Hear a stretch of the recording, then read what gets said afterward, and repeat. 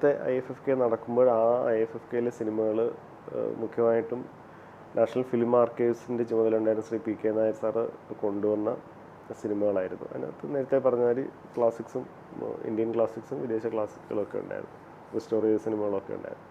അതിൻ്റെ പ്രിൻ്റ് രൂപത്തിലുള്ളതാണ് വന്നത്.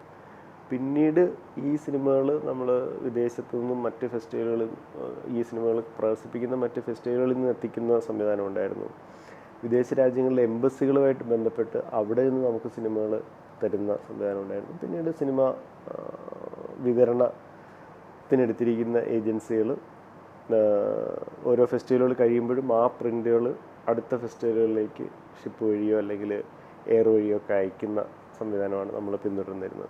ഈ കഴിഞ്ഞ കുറച്ച് കാലങ്ങളായിട്ട് പൂർണ്ണമായിട്ടും ഡിജിറ്റൽ സാങ്കേതികവിദ്യയിൽ പൂർണ്ണമായി ആശ്രയിക്കുന്ന ഒരു ലോകത്ത് സിനിമ ഏറ്റവും സാങ്കേതികവിദ്യകളിലൊരു കലാരൂപം കൂടി ആയതുകൊണ്ട് തന്നെ നമുക്ക് വരുന്ന സിനിമകളൊക്കെ സ്ക്രീനറുകളാണ് വരുന്നത്. സെലക്ഷൻ എടുക്കുന്ന സിനിമകൾ, അതായത് വളരെ പ്രശസ്തമായ സിനിമകൾ തന്നെ സെലക്ഷന് വേണ്ടിയിട്ട് സ്ക്രീനറുകൾ അയച്ച് തരുന്നൊരു സാഹചര്യമുണ്ട്. ആ സ്ക്രീനുകൾ കണ്ട് നമുക്ക് തീരുമാനിക്കാം സിനിമകൾ.